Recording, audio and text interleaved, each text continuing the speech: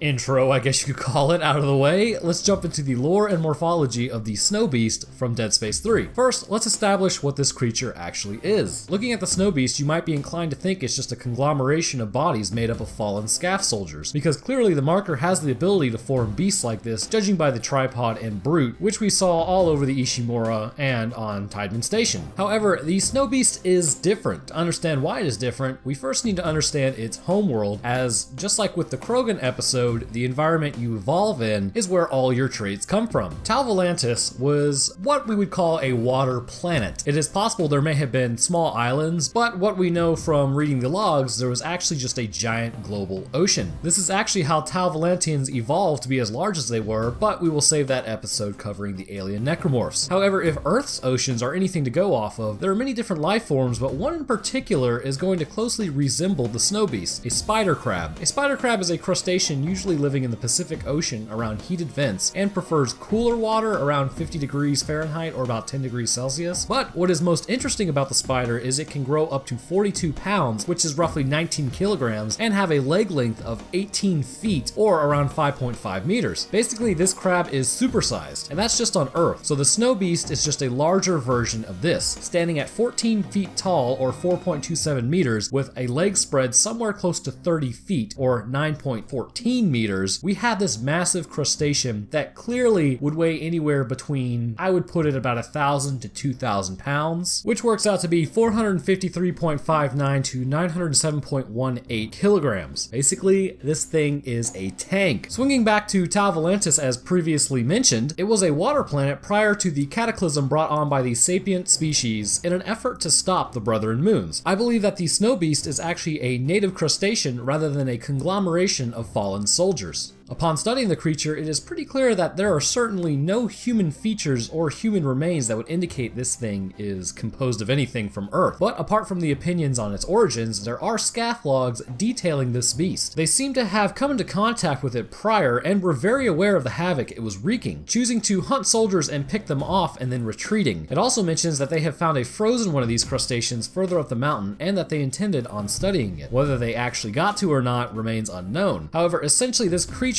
is more than likely just a supersized version of its original form prior to the marker infestation, but what gave it a competitive edge concerning keeping its form is that crustaceans are both land and water dwelling. We've probably all more than likely been to the beach and seen crabs run across the sand and then quickly jump into water and become successful swimmers. Same idea with the Snow Beast, a creature that was successful in water and, after the firing of the weapon, was successful in frozen wastes. So now that we have pegged this creature as a native Tal Volantian, the biology morphology gets a little interesting as humanity currently has no need to study xenobiology, so I'll be comparing it to that of the spider crab throughout due to its similarities. But really, I'm just gonna say it now, it looks like a giant spider crab. The snow beast is massive, larger than a brute and a few feet taller than a tripod. This creature is exceedingly powerful and dangerous to boot, many times completely destroying metallic structures. This is saying a few things about it. First, the creature quite evidently has some sort of exoskeleton. This exoskeleton would need to be quite strong, as the odds are the ancient oceans of Tau Volantis were quite deep, considering the whole planet was covered with it and is now covered with a thick layer of ice miles deep. This exoskeleton has transferred over to now providing protection from weapons used by humans. The only real weak points that exist are the glowing tentacles that come out of the top of the head and the mouth. These tentacles sport the standard yellow glowing orbs, and these tentacles are more than likely not a natural formation, as they must breach the exoskeleton of the crustacean, so it can be assumed that it was made from some sort of muscle or internal organs of the crab. The snow beast appears to be somewhat quadrupedal, however the four main legs are massive. This is where clearly the creature is an arthropod due to its exoskeleton and jointed legs. These legs are covered in many blunt protrusions made from the exoskeleton that help crack into the ice so that it can climb up,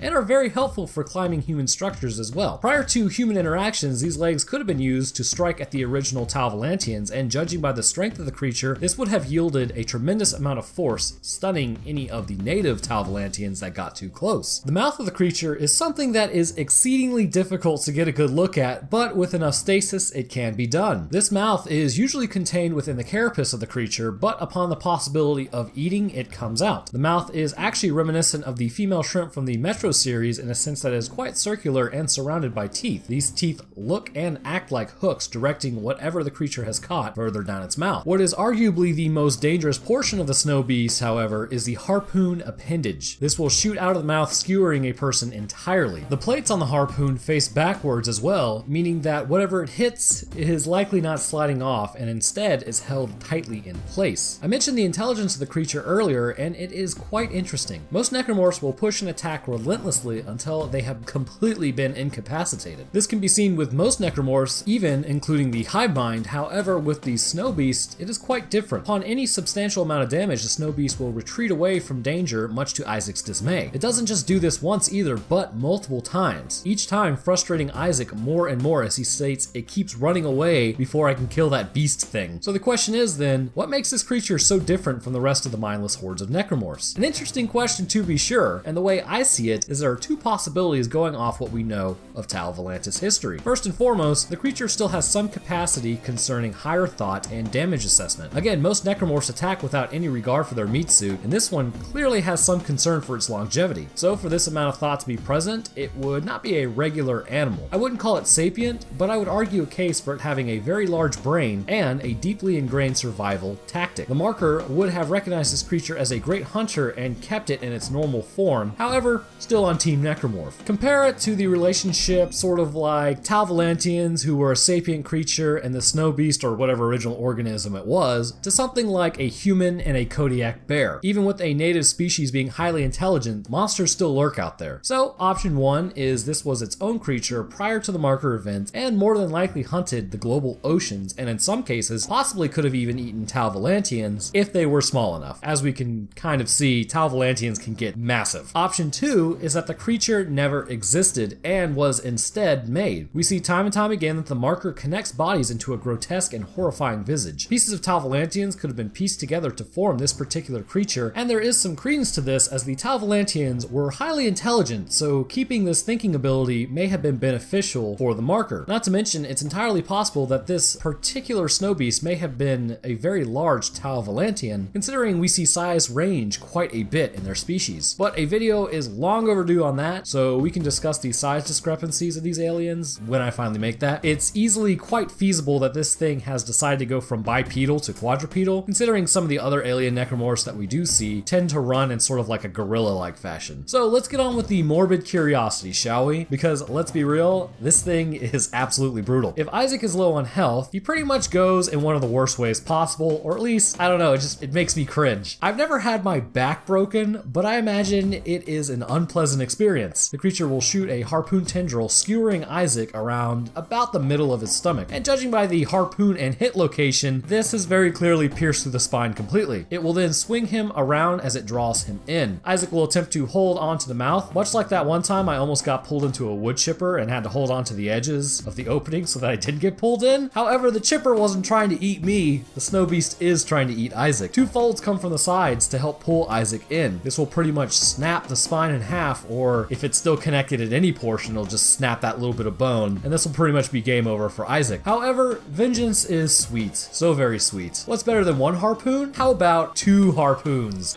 We're whalers on the moon. We carry a harpoon. But there ain't no whale, so we tell tall tales and sing our whaling tune. When taking down the snow beast, the harpoons will pierce the exoskeleton in 2 areas. Ironically, this will game end the snow beast in a similar fashion that it does to you. The harpoons will pull the snow beast apart, severing it around its midsection, so also snapping, I guess you could say, its non-existent spine, as I don't think this thing has an actual endoskeleton. But the moral of the story is, as stated previously, vengeance is sweet. Overall, the snow beast is an apex predator that is covered in jagged protrusions all over the exoskeleton, is exceedingly strong and very dangerous even to a military. The snow beast lurks, hunts, and is also a master of harassing Isaac for a large portion of the game, and is terrifying on more difficult modes as it won't freaking die.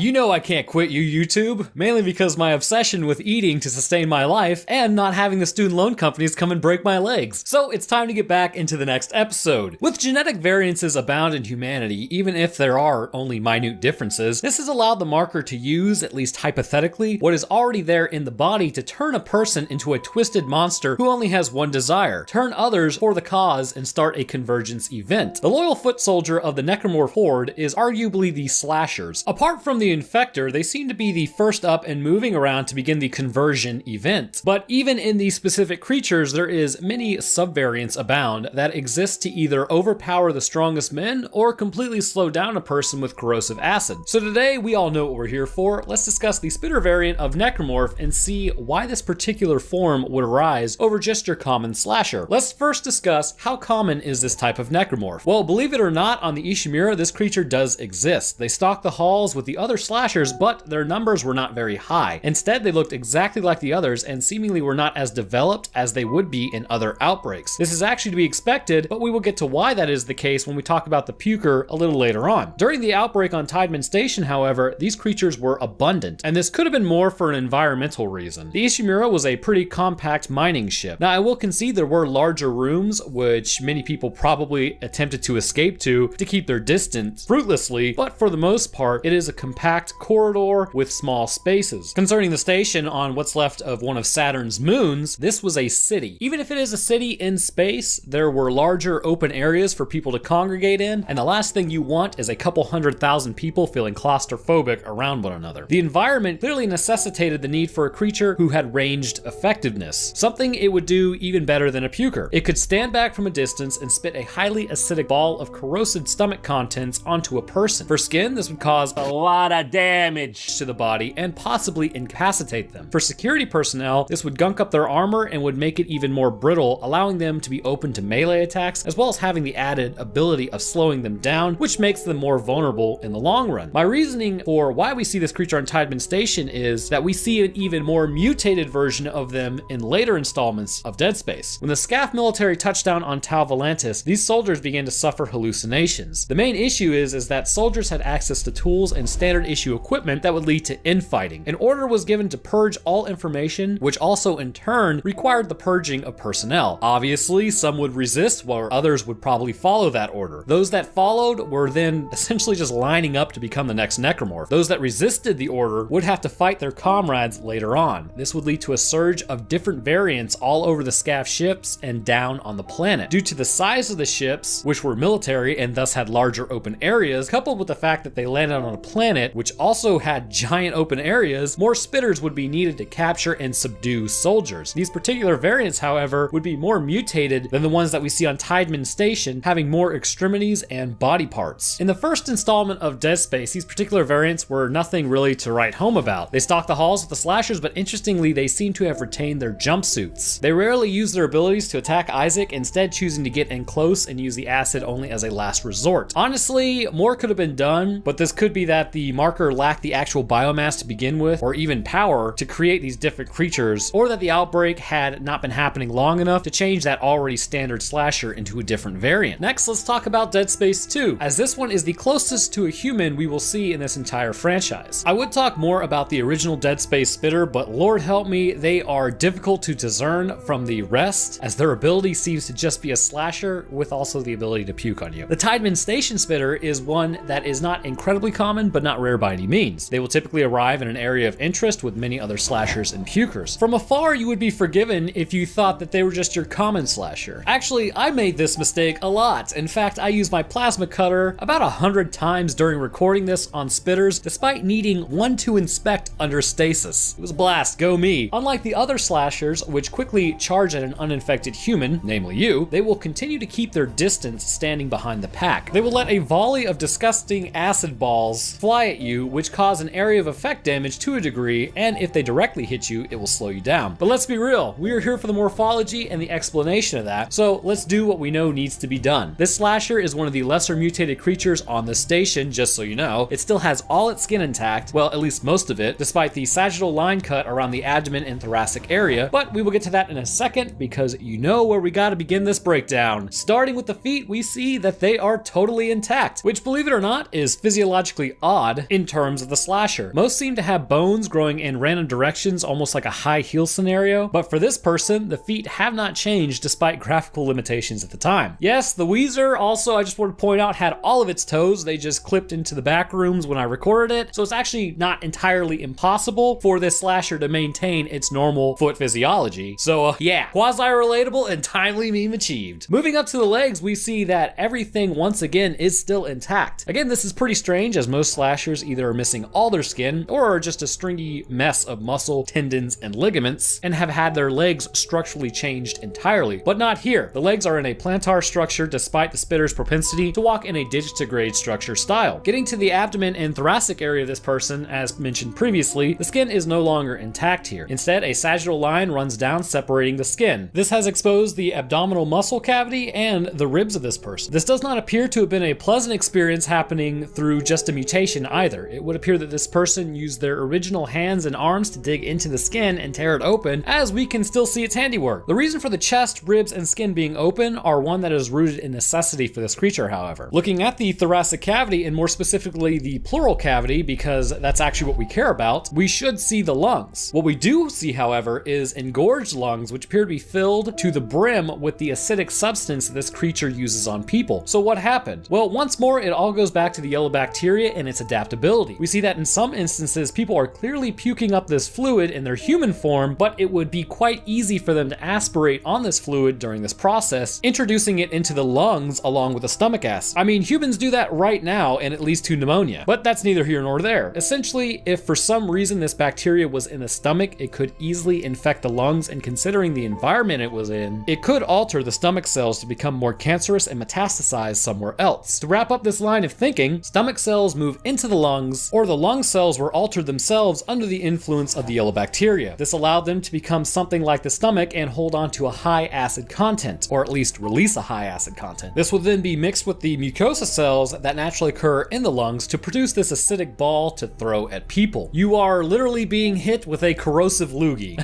That's pretty gross. One last thing that I would say about the lungs is, again, the aspiration. When this happens, it can feel like a person is suffocating, and the first thing they would do is clutch at their throat or chest trying to get air. This person was more than likely heavily under the influence of the marker to begin with, so they would pull open the skin in an effort to get some air pre-mortem. Moving to the arms, they are literally just arms. All the fingers, forearm muscles, elbows, humerus bones, biceps, triceps, the whole nine are all there. Although I would guess that rigor mortis has set in the arms, allowing this creature to hold open the skin, which means new arms are needed to be formed for this slasher appearance. As with many, these new arms come out of the tops of the shoulders near the base of the trapezius muscle. This sinewy mess is fully capable of attacking and grappling with people, and is tipped with a sharp bony protrusion used for melee. I would hazard a guess as to say that these bones are the remains of the clavicles and perhaps even part of the scapula. A lot of muscle would have been voluntold to move up, and this is likely the erector muscles in the back as well as the latissimus dorsi. The neck of this variant is horrifying. About double the size of a normal neck, it has good reason to be this size. The front of it exposes the esophagus as well as the trachea. The esophagus in particular has been doubled in size, allowing it to move the fluid up through the stomach to form this acidic ball. We cannot see the trachea too well, but considering the size of the neck, I would hazard a guess as to say it has been doubled in size as well. Now strap in, because EMT school is starting to kind of pay off. Judging by the neck, then, the hyoid bone is completely gone and has more than likely been utilized by the jaw as well. Boom! Look at that anatomical knowledge. Getting to the head, we see that it's not just the leapers who have been altered. This jaw of this person juts outward and is tipped with the teeth on the side, almost like if you took the jaw and turned it sideways. This means that around the chin, the jaw would have needed to have been cracked in half and pushed forward to allow for a much larger mouth so that the balls of acid could be projected outwards towards humans. This has caused damage to the face of the person, seeing as the mouth is now roughly tripled in size. Want to see what happens when a brother moon is orbiting a planet you currently find yourself on and there are quite literally millions of markers around you? No? Well, it's happening anyways. The Scaff variant of Spitter is still quite a horrifying visage. This particular creature looks a lot less human, and clearly this person was used more for its biomass than anything. The feet have become digitigrade rather than having the plantar structure that we see on Tideman Station. Tipped on those feet are claws, as they really walk on the balls of their feet as well. So the claws are used to kind of dig into the ground. The legs are a stringy mess of muscle and necrotic tissue. Actually, the entire body is like this. So there is nothing really to note except for one thing in particular, the addition of an entirely new head. On this particular form, the original head of the soldier is pushed to the side and down and appears to be mummified. A new head has sprouted out of the upper portion of the back. This head has a pretty profound consequence on the body, as it would have produced two spines more than likely. One going to the original head, which is what you were born with, and the other jutting off the thoracic spine. This has caused the creature to lean forward to get a good look at humans directly, meaning that the digitigrade structure of the legs works well here, as it is a more forward weight as opposed to the upright weight that we have. The head itself is grisly. It is nothing more than a smooth half sphere with one side lined with large teeth. More than likely, these would have been repurposed ribs that had moved to the head on this creature. Still, however, they are able to do the same as spitters on Tideman Station and spew acid on a person, slowing them down so they can attack. Predominantly a ranged creature, they will appear with groups to keep their distance. So get in close and give them a kiss with your plasma cutter. Now, I promised I would talk about the differences between the pukers and spitters. It appears to me to be based on two factors mainly, and possibly a third factor that might contribute but is not as important. The first being, are you male or female? The pukers are very much so just male, and have the biomass to become what they are. The spitters are female, more than likely based on that they would have less biomass available for the conversion, so their forms would be different. The second appears to be amount of marker signal. On Tideman Station, it is one giant marker turning everyone. Now, for the marker to be this size, it must put off more energy that EarthGov was seeking, otherwise why build it so large? So this yielded different variants than we see with the smaller marker on the Ishimura. The males and females were turned into different creatures because of the marker, but it still boiled down to biomass. On Tau Volantis, however, there are millions of these markers. Because of this, it didn't matter whether you were male or female, the signal was strong enough to convert your cells, thus your organ systems and muscles, into what was needed to ensure a convergence event. This yielded the spitters we see that are completely mutated and have essentially had their bodies overtaken and repurposed, which has grown entirely new heads. So the third and less important factor may be that the underlying disease a person originally had. Much like how I hypothesized that the pukers had some sort of overproduction of acid in their body, more than likely a result of GERD, which is gastric esophageal reflux disease. This could have spilled over after becoming necromorphs and was utilized later on. The same can be said for the female version. They had this overproduction of stomach acid and even some sort of esophageal cancer, which is basically just your esophagus becoming stomach cells that are producing acid. This could have increased to a large degree during the conversion process to create the spitter we see. So how does this creature game into you? Well, it's actually like the leapers and slashers in a lot of ways. You should have gone for the head. The creature will either latch onto Isaac's neck or encase his head entirely. When it does this, it will quickly jerk to the side and it's lights out after that. The other way to be game-ended by it is just simple corrosion. The acid is quite damaging, and after eating its way through armor, it can be assumed that it will start to hit something vital, leading to the body to become non-operational.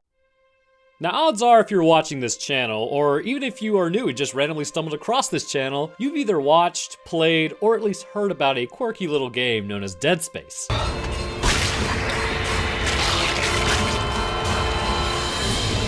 Yes, that game. The game that seemingly a lot of people won't play because, let's be honest, it's pretty freaky. And as far as lore goes for this game, however, the general conception is that the marker is solely to blame for outbreaks of necromorphs popping up and annihilating the local population or even a planetary one. The thinking is an extra dimensional signal works its way through literally every known form of shielding possible that humans in the far-flung future have concocted. As it enters the body of a person, it will begin changing them. That said, with certain individuals, these changes have been identified in living people for specific reasons, which do not appear to have a clear reason as to why. Their immune system, along with their other mental faculties, appear to be compromised to some degree, with the former being almost brought to non-existent levels, as made mention by the Ishimura's medical examiner. So in today's episode, it's not clear at all what we're talking about, unless you read like the title or thumbnail, but we are actually going to discuss the viral bacteria from the Dead Space series. It seems that there is some confusion as to how a bacteria can't be a virus, which is true. They are two entirely different organisms, but it's not impossible for an organic microorganism to have viral properties, which we will discuss a little more heavily. So first things first, we need to discuss what exactly are the clues and evidence that is actually in this universe that says that there's bacteria. Well, the idea of this bacteria being present is much like how humans really tried to figure out what was making us sick during the Black Plague. Actually, it's extremely fitting if you kind of really think about it. We didn't really know Yersinia pestis was causing people to drop like flies during this time period. Just like we didn't know this form of viral bacteria that was present in Dead Space was causing people to change. So to figure out where it came from and what its purpose is, we have to go all the way back to the beginning, all the way back to when the black marker first hit Earth. Roughly 65 to almost really closer to 66 million years ago, the Yucatan Peninsula was struck by an asteroid. To save you the massive breakdown of what the marker does to the human psyche, which I have a video on that discussing Ellie and Lexine Weller's supposed immunity to the signal if you are interested, I'll kind of keep this rundown on the shorter side. Essentially, the marker touched down and wiped out the dinosaurs because of the massive rock it was riding down to the surface. Knowing that the Brethren Moons farm planets to continue on their network of influence, we know that this means it was intentionally done in order to create a more intelligent but wasteful species. All animals inhabiting the planet at this time period have been doing so for hundreds of millions of years, and no attempt to exit the planet and expand was ever made, which is really as far as we know. I mean, if you really think about it, if humans were to disappear right now within about 100,000 years, you wouldn't have ever known that we were here except for maybe a period of higher carbon dioxide in the cores drilled into Arctic ice. So in reality, we have no clue, but we haven't really found any evidence of any hyper-intelligent species. Anyhow, the animals that were in tune and in balance with nature would cause them to have lower numbers and really wouldn't have been that helpful for the Brethren Moons trying to create a new moon. As such, the marker was sent to Earth, annihilating the dinosaurs and putting mammals up to bat. This species would be heavily altered by the marker's presence over time, which would ultimately lead to man. Man is great, but the problem is, we like to have way too much fun and make way too many of us. Much like a petri dish whose materials are running out, a colony must be sent to another dish in order to secure more resources. The difference being that we are capable of sending back resources to the original dish in order to maintain that population as well, whereas with bacteria, the original colonies will expire after exhausting the environment. This is exactly what the Brethren Moons wanted, the exact right amount of desire to explore the cosmos mixed with a wastefulness that is unsustainable, combined with a desire to produce so many more of us. Over time, the black marker would lay in wait, slowly changing mammals into the creatures known as Homo sapiens. Eventually, humanity would rediscover this marker, which is where things finally start kicking off. Michael Altman, who became a martyr for the Church of Unitology because he was taken out by the Alphabet Boys, would discover a sample of this bacteria on the hull of the bathysphere. Deciding it was organic, eventually tests were conducted on the material to figure out exactly what it was. A scientist by the name of Grote Guth would go on to successfully cause the bacteria to reproduce in the absence of the marker, but as we all have done, he would inadvertently expose himself to a form of intergalactic bacteria, or so he thinks, by accidentally injecting himself in the arm. In a panic, he began to transform extremely quickly and then ran to the marker, hoping that would help him resist the infection from regressing, which for a time, it actually did. However, this would not save him ultimately. Prior to this, we actually learned that within a certain range of the marker, the bacteria does in fact enter a dormant state. Because of this, the two being the marker and bacteria appear to be connected in some way that is not largely understood. But, you know, I am actually going to explain this later on because I think I actually have a way to sort of like lay out their cooperation. Otherwise, I mean, come on, I wouldn't be Roanoke. The issue is, however, Grote would go on to be taken out by Krax. Afterwards, Grote's body would be transferred to another place outside of the influence of the marker, which, as you might imagine, is not a good idea. Grote would go on to have the bacteria reawaken in his now deceased being and then mutate him into a necromorph known as the Infector. This would ultimately result in Krax being infected, fused into a brute who would then go on to take out Altman. So the origins of the bacteria seem to show that this is not just a side effect of the marker, but intentional. intentional. What's interesting is the effect the marker seems to have on the body in general, but not only that, the effects it has on the mind of a person. Concerning the body, as made mention by a toxicology report on Captain Matthias, his immune system was massively compromised, with neutrophils and eosinophils being almost non-existent within his blood. Now, you know I'm not just going to leave you hanging on those, so let's start first with the neutrophils. Neutrophils are massively important concerning bacterial infections. They're responsible for something known as phagocytosis. They find invading pathogens, eat them, and then destroy them in the process. This is what's known as the innate immune system. The innate immune system is your first line of defense concerning any brewing would-be infection. As soon as the cells send out the international symbol for help, this immediately attracts the attention of these cells. They will move in quickly from the bloodstream to the area of invasion and immediately begin attacking anything that is not supposed to be there. In people with autoimmune disorders, this can actually result in the tissue damage that we have seen, as if that person was the invader as well. The innate protects you every day from would-be diseases that could spiral out of control if not for these cells, seeing as the body needs a few days to understand the pathogen and activate its ultimate answer, which is the adaptive immune system. So the first thing we see is Captain Matthias had these almost down to zero, and not just because of his end. The remains of those cells would have still been there post-mortem. However, another cell that is missing, which also makes this seem to be coordinated, is highly important for these types of infections. The captain was also missing any indication that he had any eosinophils at play. While neutrophils just straight up eat an invader, eosinophils are much more powerful in their ability to wipe out pathogens in the body. Containing a large amount of cytotoxic material within them, let's say they just happen to stumble across a cell that is presenting viral markers on the surface of the cell, which is actually what usually happens when a cell is infected, it will then release granules around that infected cell, which can damage it, then causing that cell to burst. Eosinophils are not just limited to exploding your own infected cells either. They will happen across a parasite that will cause it to rupture and also leak its contents out as the cytotoxic material eats through its body in some cases. But just so you know, our immune system isn't really that amazing against the parasites. Concerning bacteria, they are less capable than the neutrophils, but they actively participate in the destruction of bacteria in any way that they can. Now, it's interesting, isn't it? You have the one white blood cell known as a neutrophil that is tasked with finding and eating bacteria that it comes across, brought down to nearly non-existent levels in the body. And the eosinophils, tasked with destroying cells infected with viruses as well as parasites, also completely degraded, all while in the presence of the marker. Well, that's because this is a definite coordination on the Brethren Moon's part. So let me explain. The general thinking is that the marker is fully at play when it comes to an outbreak, but it's becoming clear that there's a lot more to the infection process than just pure energy released from the marker influencing cellular activity and the firing of neurons within the brain. And here's why. As a person comes into contact with the marker, strange things begin to happen mentally as well as physically. Concerning mentally, they begin to hallucinate, but not only hallucinate, they can also draw symbols that they see. Contained within these symbols are not only the information to build markers, but also the genetic coding for the bacteria that surrounds the necromorph infection. As discussed in my marker immunity episode, this would be kind of for more intelligent people, and this would inspire them to build whatever it is that they are seeing. As been mentioned by the scientist on Titan Station, who doesn't even remember building a tiny marker as he blacked out, this means that the marker has the ability to run your brain on autopilot while the conscious you is basically out of the game. As you continue to build markers, possibly even outside the original barriers designed to hold back the signal, your body would begin degrading by design concerning your immune system. Your innate immunity, and beyond that likely your adaptive, is attacked by the energy signaling, which quite clearly shows mitotic abilities would be diminished as well. However, this isn't a quick process. As the signal seeps into your body, your immunities would become more and more suppressed, which is interesting to say the least, as the signal also has the same effect in the presence of the marker. It would seem that not only does the signal scramble your brains, but from further out, it has a cellular depressing ability, stopping your body from waging war on the invading pathogen. Getting close enough to the marker, however, would in turn suppress the bacteria from growing out of control within your meat suit, but this would also drive you completely insane being that close to the marker. The marker is essentially forcing you to stay close, degrading your immune system's ability to fight pathogens, because if you get outside of a certain range, the bacteria will become more active and continue attacking your body. And it's not like you would even notice your immune system is being suppressed at first, as the bacteria is also suppressed and you continue to hallucinate. Eventually, you would move away from the marker, as is natural if you had the ability to think, which is exactly what the marker wants. As you move away, your body would not be able to keep up with the infection. The viral bacteria is known to replicate itself over 20 times in just a few minutes, far outclassing one of the fastest growing bacteria we know of on Earth, E. coli, which can double itself in about 20 minutes. So even though your immune system is no longer suppressed by the marker due to distance, the issue is your body would begin to become very sick. With no neutrophils to scoop up the invading bacteria before it enters the cells early on, it would then grow unchecked in the body. Without eosinophils to inject the cells with cytotoxic material infected with this bacteria, it would move move from cell to cell completely freely, as eventually you would quickly succumb to the infection before your adapted even had a chance to activate. As the infection continues to run unchecked, this is basically what causes the environment to change to a degree. The corruption growing everywhere is human cells mixed with this bacteria. It will begin to alter the atmosphere locally to a degree and also change the landscape by blocking off doors. The biggest example of this bacteria altering the air is made mention in my Weezer episode. This bacteria appears to be anaerobic, meaning that it does not need oxygen, and I hypothesized in specific areas would output methanol based on Hammond's reaction to the air that the Weezers produce. This bacteria is also what can be seen that the infectors are injecting into human brains, and should a large amount be injected into the brain of a person, it would obviously be too much for the natural immunities of a human to overcome because of the dosage, but also because of the sheer trauma to the brain that would most definitely break every body-wide signaling that the cells were really capable of by shutting down the heart of a person almost immediately due to shock. We also see that this bacteria, again, likely due to the methanol production, which is explosive to a degree, that the exploders, infants, and Dead Space 2, and even the sacs on the face of the hive mind all possess. This shows that the bacteria is really intrinsically linked to the outbreak and likely a large driving force that is fairly unseen. So the question is now, with the bacteria rampant and all over the place, why doesn't Isaac get infected? Well, prior to an outbreak via a marker, things begin to build slowly at first. It may take a few days, but the signal will slowly start driving people mad. It can be assumed at this point that the immune system numbers are dropping as well. Then as bodies start dropping, the bacteria associated with the marker can infect the tissue that is no longer combative. This results in the necromorphs being formed through the mutation of cells under the influence of both the signal and the bacteria altering the DNA of a person, inspiring new growths all over the body, and even the bodies being pulled together with the bacteria acting as a medium. This may be possible as the body wouldn't really have a reaction to another body linking to it, seeing as there is no immune response and instead only the bacteria. Once the infection is in full swing, everyone there has a suppressed immune system, meaning that once attacked, the bacteria may actually be able to flourish depending on exposure time. This makes it even easier for the infection to spread through an area, and even those who may be resistant to the marker's hallucinogenic effects, but not outright immune to it, will still succumb. However, with Isaac and his team moving onto the ship after the infection, they're basically walking in with a full set of immunities, and they are still functional. Because of this, despite Isaac being cut and injured many times by the necromorphs, the bacteria is never able to really get a foothold in his body, as the marker signal doesn't have enough time to completely suppress his immune system. This buys him some time to move about the ship and then be attacked. By now, however, the final phases of the outbreak are being reached, so no new people entering the fray would really be all that important to the Brethren Moons, because likely the Necros would really just take them out anyhow. That said, Isaac isn't really your average person and has to be one of the unluckiest lucky people in existence, almost to the levels that rival Master Chief. So the last thing I want to clear up for everyone is, because I got comments on this so much when I talked about the Weezer, is I guess they don't know that viruses and bacteria are different from one another. Geez, Roanoke, are you even a biologist? And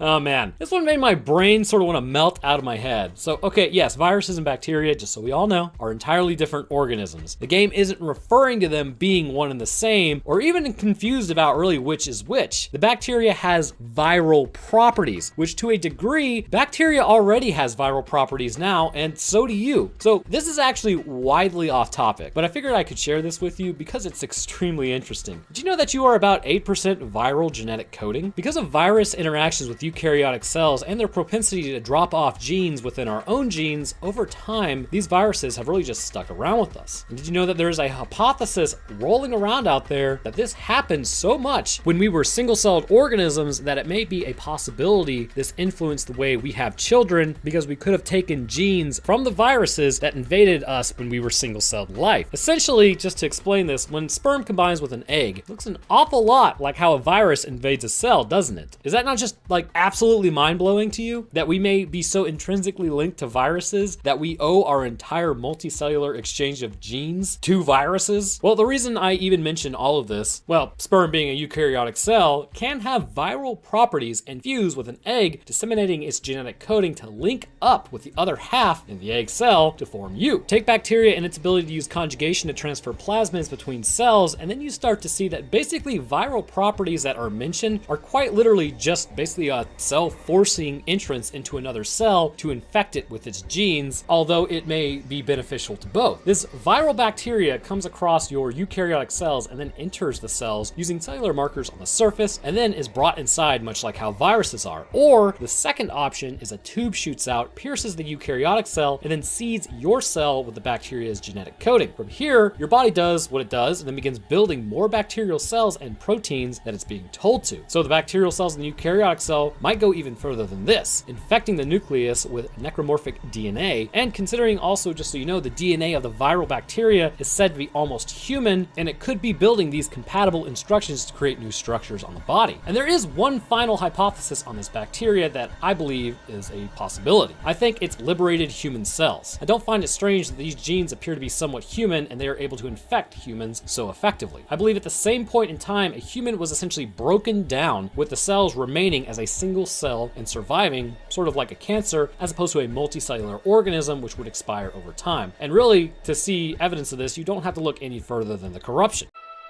So I was skulking around the Facebook group Dead Space Necroposting trademark the other day, where the dankest of Dead Space memes are posted, and I came across this picture that someone had made. Papa Roanoke will likely never stop talking about Dead Space, even if it starts coming down to me just discussing, how there could have been a poetic end in Dead Space 4. But luckily EA ruined any chance of that, which just release the franchise already and let other people build something with it. Anyhow, you're keeping the dream alive over there, guys and gals, so never stop. Of course, with Negative Atmosphere still in the works, which if you haven't seen that yet, definitely something to go check out.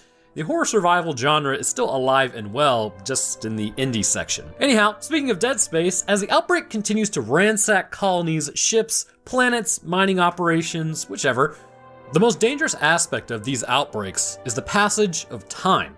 With each second ticking by, more and more people will inevitably be converted to Team Necromorph for a multitude of reasons. Starting as a signal entering the mind of the people and corrupting the way they think, those affected would then go on to hallucinate monsters, become monsters, or have their aggression levels peak off the charts. This would result in them either ending family and friends around them through fear of what they see, or taking themselves out of the game early. As the outbreak progresses, eventually, whether it's a hallucination or not, real monsters will start showing up and hacking people apart like a hot knife through butter, making it increasingly difficult for anyone to discern what was a real threat, a person who's not a threat, or something that isn't even there. This results within hours of an entire area being plunged into chaos with no countermeasures able to be deployed to effectively control the outbreak. Only a small percentage of the human population would be able to remain resistant, with most succumbing and taking themselves out shortly after exposure to the energy source that the marker puts out. As minutes turn to hours, and hours turn to days, within probably the first few hours, I would say, necromorphs would begin showing up as the biomass from those who have dropped would begin altering and changing muscular as well as osseous structures to become bladed monsters capable of great feats of strength and brutality. Barricades would be broken down, doors smashed in, and those in hiding would be found as the threat grows more and more out of control.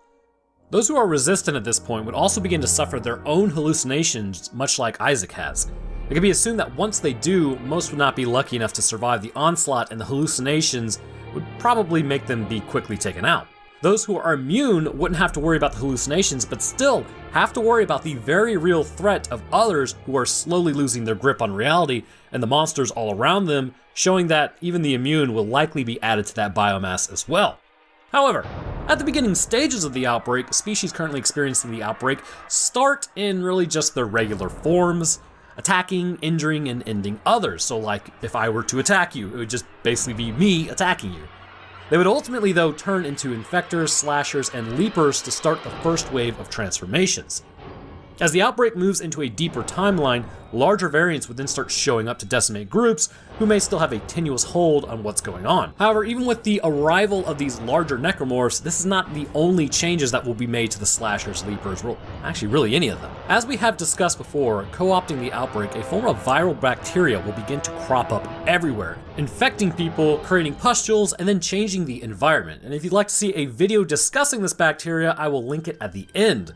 It's pretty interesting. It explains why, it's considered a viral bacteria, seeing as though these are two completely separate forms of life. I mean, if you even want to consider viruses a form of life. Anyhow, this bacteria may play a crucial role in creating a form of necromorph whose longevity and survivability far outclasses the original forms of themselves earlier in the outbreak. Known as enhanced necromorphs, these creatures are more powerful and can absorb more damage than the average necro can, at least concerning early outbreak necromorphs. So in today's episode, we'll be discussing how these variants arise, what makes them so powerful, and why they are darker in coloring than the early versions. So first things first, did you guys know there's a lot of people who can't actually bring themselves to play Dead Space? I know, it's pretty bizarre, right? It's just a horror game where if you mess up badly enough, you are brutally ended in ways that pretty much rival Mortal Kombat. I mean, what's not to love? Well, based on this information that has surprised me, I think the first thing we should do is establish what is an actual enhanced necromorph. Well, as the name implies, it's enhanced. Thanks for watching. On the real, however, these creatures are essentially and morphologically the same, but the main differences, as you might guess, is they are stronger, seemingly quicker, and able to withstand more damage than their earlier counterparts. While no information exists as to why this is the case, there are plenty of context clues that we can kind of look at to discern for ourselves why these creatures are the way they are. The enhancement that we see doesn't appear to be based on specific type of necromorphs, but is really more based on time. We see whether it be slashers, leapers, stalkers, brutes, pukers, man, even the feeders in the belly of the alien necromorph, all of them have a variant that makes them stronger than what they were first originally formed as. So the question is, why are they so much different if they're basically looking the same apart from the darker coloring? And for that matter, what is the darker coloring? When looking at a standard enhanced necromorph, the first thing you're bound to notice is the darker coloring all over the body. Whereas the earlier infected necromorphs have their original skin colors, or at least what is left of their skin, the enhanced seem to be the same shade of kind of blackish red no matter what they look like prior. The generalized thinking behind this is that it's nothing more than basically the skin having been destroyed, which also led to the coagulation and wide-scale rupturing of blood vessels, with bruising and pulling have happened. When you are altered and changed by the marker signal or by the viral bacteria, it appears that certain areas of your body are more favored for their usefulness than other areas. There are quite a few tissues in the body, such as nervous, muscular, connective, osseous, epithelial, etc. But shortly after your infection, these areas that are more heavily favored would be the nervous, muscular, and osseous. There is actually a clear indication, though, that the marker signal affects the nervous tissue even prior to your transformation, as shown with the hallucinations and freakouts that people will have. After you turn, your muscular tissue is then pulled and changed, which results in bones being broken and patriated elsewhere to create things like blades, larger vertebrae, and even straight up bone armor like in the Tormentor. Key here is, though, the necromorph infection seems to be choosing certain high priority tissues to wreak the most amount of damage in the area to make them viable in combat. Again, bone, nerves, muscle are all highly useful to the necromorph and its attempts to turn everyone around it. However, with all that said, there are some virtually useless tissues that we have really kind of seen, which may explain why the enhanced necromorph appears morphologically the way it does. As the tissues and bones grow and stretch the surrounding tissue, certain areas become virtually destroyed. In this case, it's most clearly the skin. The connective tissue underlying the skin as well as the epithelial cells are torn apart, inducing massive bleeding and trauma. Upon coming into contact with the air, this would coagulate the blood and tissue as it truly is destroyed and likely not revived by the marker signal, as it may be too far gone to save. But this may actually be intentional. Currently, when you look at someone, the skin on their body is not living. All surface tissue is basically just dead skin cells with the living skin underneath. This dead cell matter on us protects us from water, exposure, microbes, and in general just keeps us relatively safe in our environment by keeping a layer of dead between the living. Pretty interesting, isn't it? This is essentially what the Brethren Moons have intended with their infection, but to a much higher degree. With the connective tissue and all the epithelial cells destroyed, this in turn creates a larger barrier between the necromorph and the outside world. This massive tissue is present really in the other necromorphs as well, but still may be weaker concerning the coloring, thus making them less resistant to outside damage.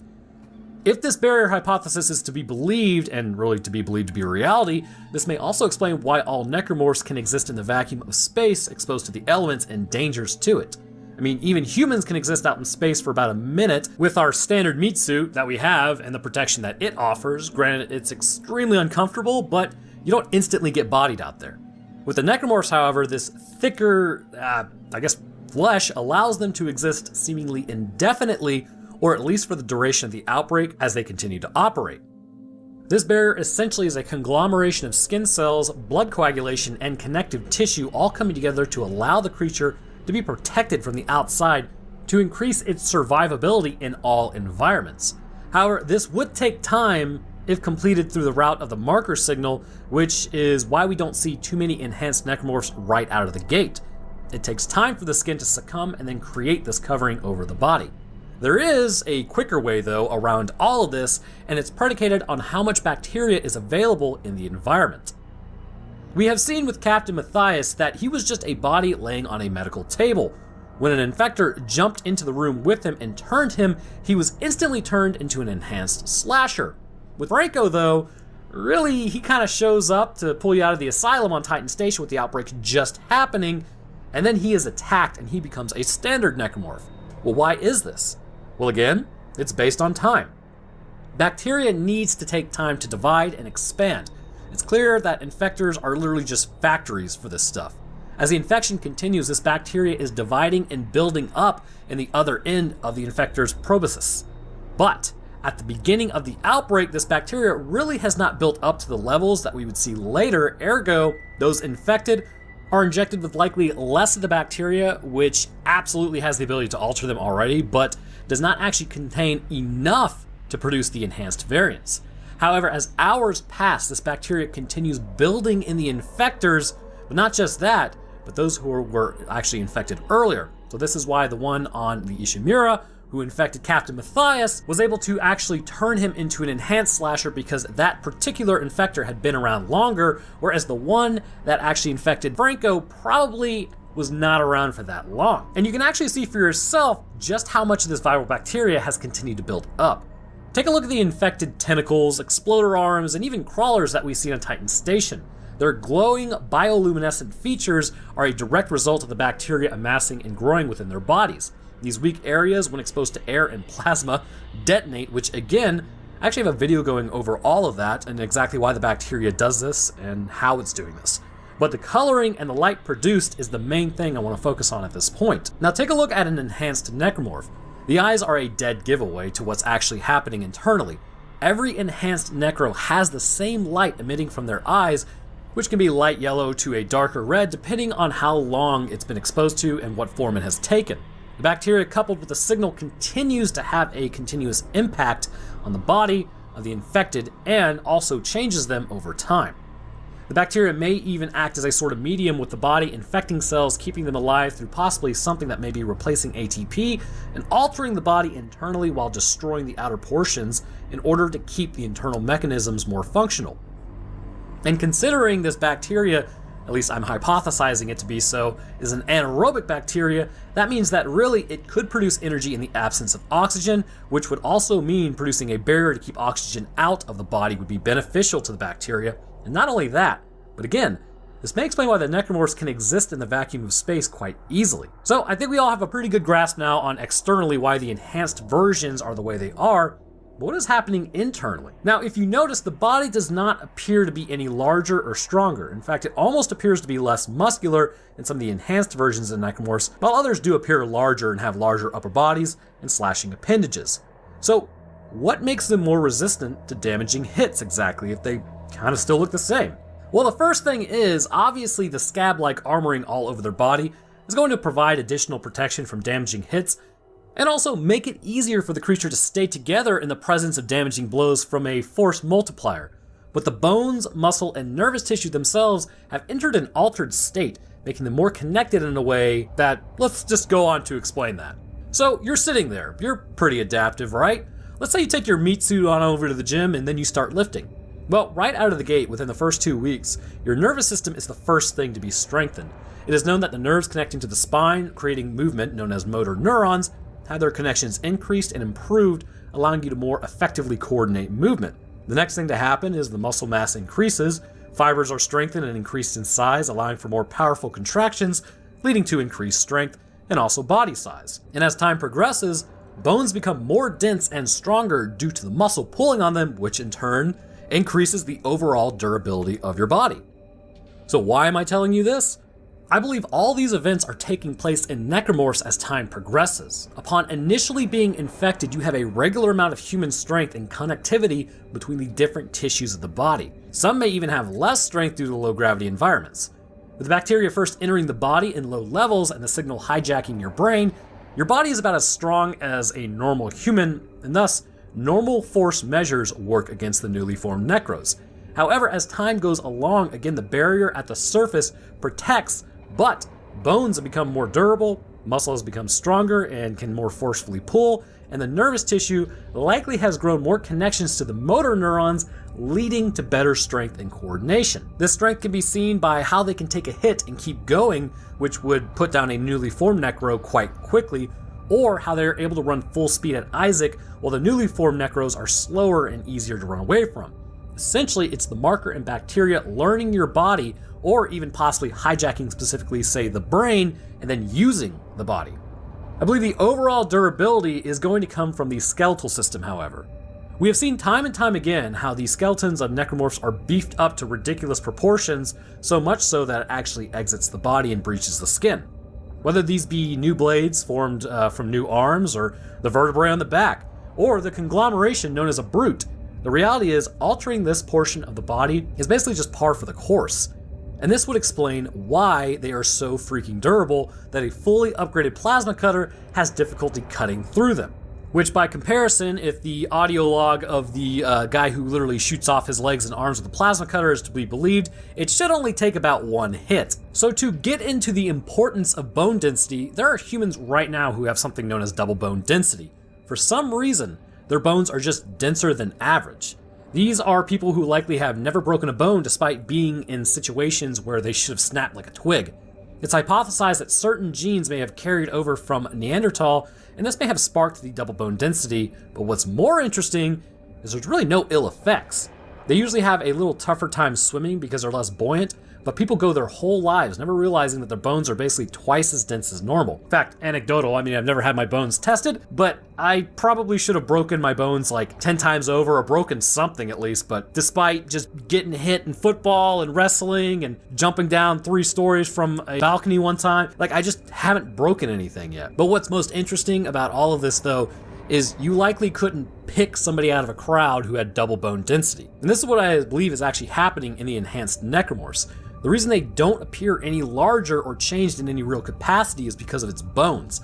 Likely the osteoblasts have been sent into maximum overdrive, compelled by the viral bacteria altering the genetic codes of them to increase osseous growth in the body, making thicker bones or combining bones with other bones from other bodies, or in general, creating new structures like with the slasher blade. They don't appear much different than your average infected because structurally they are the same. We see in Dead Space 2, though, that the other variants also acquire increased muscle mass as with the enhanced, and even begin developing kind of a greenish color, but the eyes still indicate an absolute saturation of bacteria within their bodies. So the last question is, why make them stronger in the first place? Well, I believe this trait is based on something much more natural. A species that may want to propagate amongst the stars due to being compelled by a marker, but not as war-hungry as humans, may have in turn never built force multipliers. Instead, combat may come down to the naturally occurring structures on their bodies like claws, strength, or teeth, like it does with most animals. Making a necromorph who has all these capabilities and stronger bones, better muscle contractions, and increased neural connections would cause them to quickly outclass the ability of something to resist it, as it's just flat out more durable. With humans, however, we are giant nerds, so we don't have claws, a ton of strength, or really sharp teeth. Instead, we just have big brainy brains to which we create force multipliers. The issue is, though, even with all of our technological advancements, it's tough to bring these creatures down permanently, as their natural body growths and armoring over time make them tougher and tougher to sever. Enhanced necromorphs exist because as the body becomes more and more inundated with the viral bacteria associated with the outbreak, and then pushed forward by the signal from the markers, their bodies become stronger as a result of the meddling of this bacteria. Bones are increased in density with neural connections to the muscles being strengthened, and then muscles being increased as well. Muscle, in turn, is then operated more precisely, which leads to more powerful necromorphs with increased speed. And these stronger bones allow for more direct hits from countermeasures, and could basically completely negate a human attempting hand-to-hand combat, as our bodies would not be able to inflict enough damage to incapacitate a necro with the more dense bones, even with adrenaline pumping into our system. Still though, humanity is always going to be number one. But anyways, I want to thank you guys for watching. If you enjoyed this long video, then please leave a like as it gets the video out there, and subscribing is a great way to stay up to date when I post. We are not completely done covering the Dead Space video game franchise, and I really hope they release Dead Space 2 at some point, the actual remake of that, although I hear it was canceled, so, oh god. Anyways, thank you guys for watching. I hope everyone enjoyed, and I will see y'all in the next one.